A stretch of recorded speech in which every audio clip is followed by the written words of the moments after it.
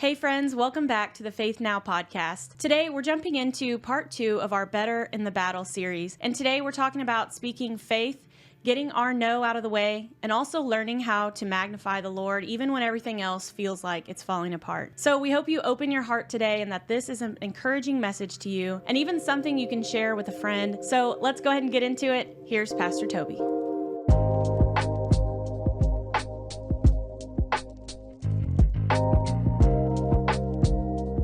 Thank you for tuning in to today's episode of Part 2, Better in the Battle. Yes, we are better in the battle. You are better in the battle. I want to continue the talk about this father and son that we mentioned last week, that they're in a battle with a health issue, and it seems to be an impossible situation. The Bible tells us that when they came to the crowd, there was a man that approached Jesus and knelt before him. He said, "Lord, have mercy on my son." He said he has seizures and suffers greatly, and he often falls into the fire, into the water.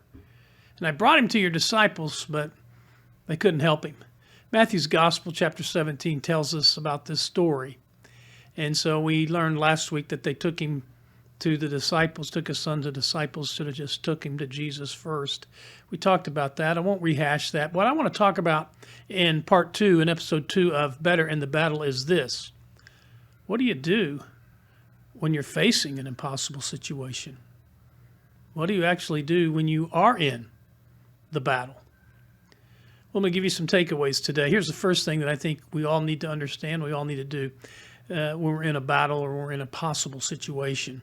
First of all, you learn the language of God. I'll say it again, you learn the language of God. And the language of God is faith. It's not foolishness, it's faith. It's not denial, it's faith.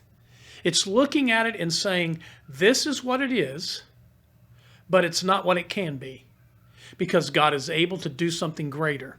And I speak in faith. It may not be easy.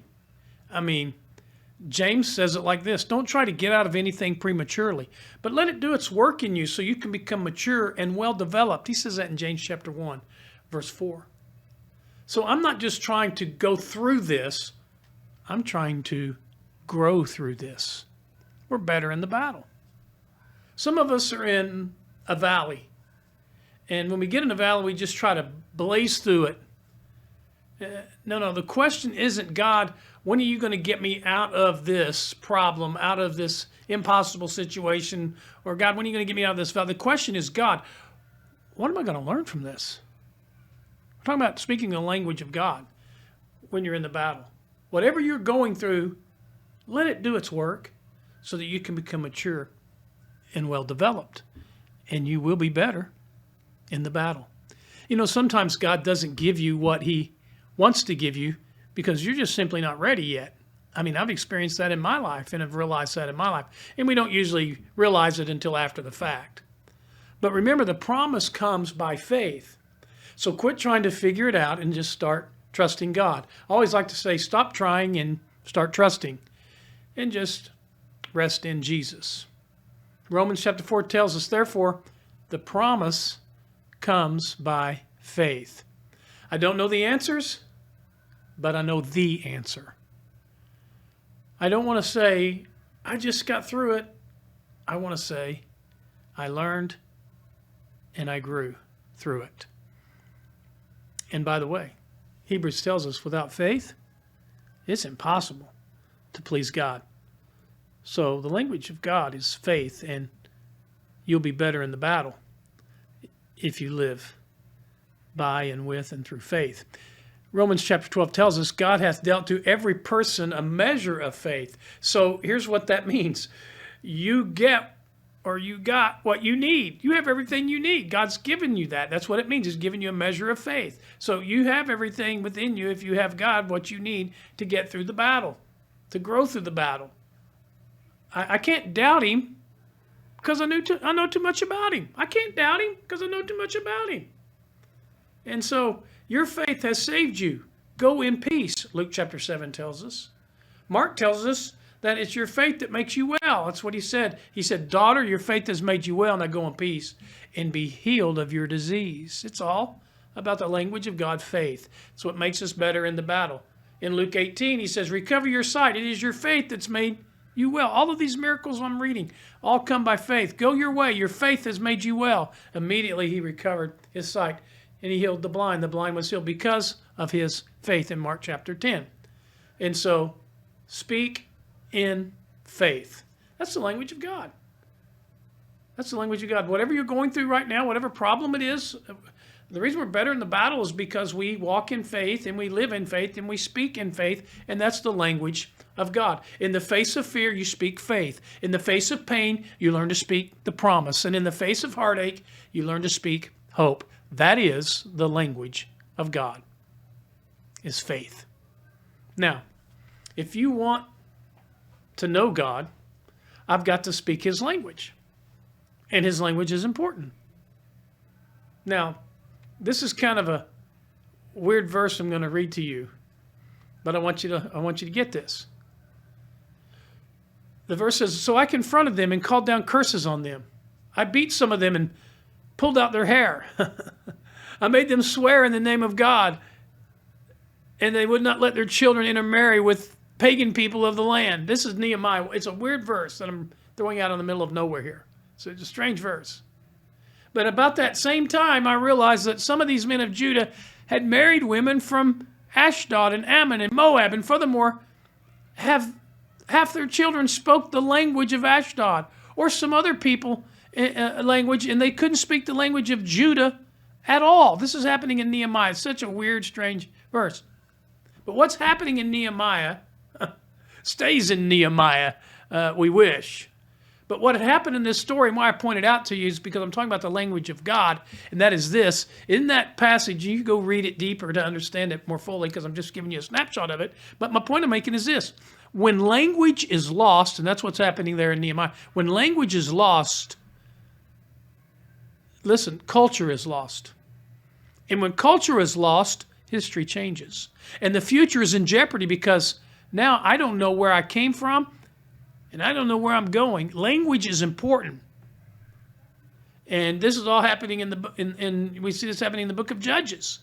When languages are lost. The entire generation, Judges 2 tells us, passed away. And after they grew up, a generation who did not know the Lord, a generation who didn't even know the Lord or the deeds that he had done for them, a whole entire generation, because the language was lost, didn't even know the Lord or know what the Lord can do and has done. How did they not know? How did they not know the stories of God? They didn't know God, and they didn't know the stories of God. All because the language was lost. It's so important, guys, that we continue to speak the language of faith to our kids and our grandkids and to our family and to our friends so that they can know the goodness of God. I've given you some biblical examples of where they lost that language. It's important that in an impossible situation, that in a problem, in a battle, that we don't forget we serve the God of the impossible and we embrace the impossibilities. And if we're going to embrace the impossible, we must learn the language of God. Faith. Faith. Now here's the next key I give you, and that is this. In facing impossible situations, you need to understand this is an important principle. Get your no, N-O, out of the way. If you want to know God, K-N-O-W, then get your no, N-O, out of the way. Jesus looked at them in Matthew chapter 9 and he said, with man, this is impossible, but with God, all things are possible. You know, they went to the disciples. They couldn't get it done to heal this man's son. They go to Jesus and Jesus heals him and he says, you know what? Nothing's impossible with God. When you study this verse close, you'll look at the word impossible. The word impossible, and you'll see the word possible. The Greek meaning of impossible, in the Greek, I-do-notos. I-do-notos. That's the Greek word. I-do-notos. It literally comes from two Greek words. Apo-do-notos. Apo-do-notos. Comes from those words. It means no power. Apo, no. Means no power. Apo, no. Dunotos means power. Apano means no power. Dunotos means power. Possible means donatos.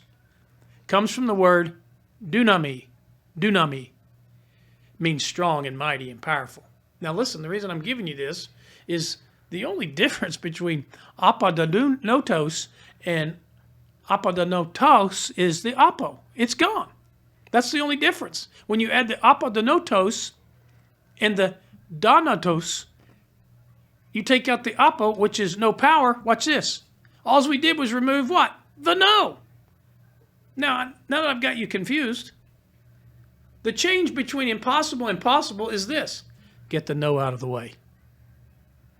I went to a lot of trouble to explain that, but basically it means get the no out of the way. God's power will show up. You get the no out of the way, then you'll really know the power of God. Stop saying no way and start saying Yahweh. All of a sudden, God's power is at the forefront. Now we can do something. You look at the story of this father in Matthew as he brings his son to the disciples, doesn't know what to do. The disciples can't do it. Goes to Jesus, which is where he should have started in the first place. We talked about that last week. Always go to Jesus first. And he goes to Jesus, and Jesus says, all things are possible for those who believe. And I love what he says. He says, I believe. Help my unbelief. So what is he saying? He's saying, yes. He's saying yes. He did have a no. He just had it in the right place. He had a no. He just had it in the right place. It was behind the yes. See, some of us have the no way out in front of us and the yes way back behind us somewhere. God is saying, if you can just transpose that, I can do all kinds of things through you if you can just get that in the right order. If you can just say yes in the right place and get the no out of the way. That's what this dad did when he said, just help my unbelief. Here's the third thing, and the final thing I give you on this podcast. You really want to walk and talk in faith. You really want to enact the power of God, and you really want to be better in the battle. If you're in an impossible situation right now, and you're in a season right now where you problems, and you're in the battle, maybe the battle of your life, maybe the battle for your life right now, wherever you're at, whatever is happening in your life, this is really, really where it all has to start. Probably should have led with this, but I wanted to close with it because they're all important, but I really wanted to make sure this saved what I feel like's the best for last. Here's the key. You magnify the Lord in the middle of the mess. That's right. You magnify the Lord in the middle of the mess. That's what this father did. You know, David in the Bible, he understood this. In Psalm 34, he says, "Oh, magnify the Lord with me, and let us exalt his name together." And so, I don't want to tell you to magnify the Lord in the middle of your mess, and then you know what that means. How do you magnify? How do you magnify? What does that look like? What does magnify mean? It means to make bigger. You see, God is as big as he'll ever be. So how do you make him bigger? If he's as big as he'll ever be, listen, guys, you don't understand what I'm saying here. We miss this sometimes. This doesn't have anything to do with God. It has everything to do with you. And David understood it. When he said, magnify the Lord, exalt his name, well, what does that mean? What does exalt mean? Here's what it means, guys. It means that you and I lift him higher. It means to lift higher. That's what exalt means. To lift higher. So we lift God higher, higher than our problems, higher than our pain, higher than our issues. Listen, lifting him higher than what's going on in my life or in the world right now. Let's just lift the name of Jesus higher than everything that's going on in our lives right now. That's the key. That's what it means. To be better in the battle, we magnify the Lord in the middle of our mess. We lift higher the name of Jesus.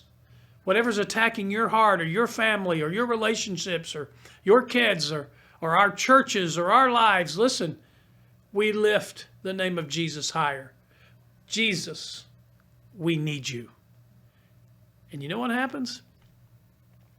The King of Glory shows up. You know why? Because he's already here. And we've just got to learn to magnify him right in the middle of our mess.